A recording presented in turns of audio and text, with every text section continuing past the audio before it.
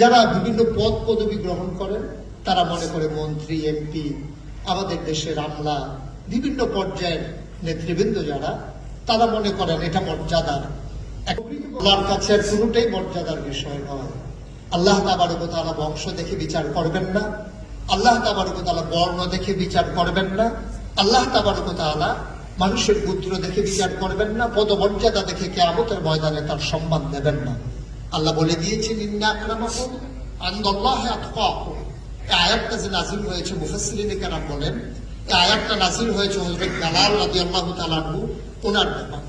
বেলাল ছিলেন একজন কালো চেহারার মানুষ, তার চোখগুলো ছিল গর্তের ভিতরে, একেবারে খাদের ভিতরে চোখ, তার চোখগুলো ছিল ছোট ছোট, তার কপালটা ছিল একেবারে ছোট, তার ঠোঁটগুলো ছিল মোটা এবং কুৎসিত, তার গায়ের রং ছিল কালো, কৃষ্ণ কালো, তার চুলগুলো ছিল কোকড়ানো।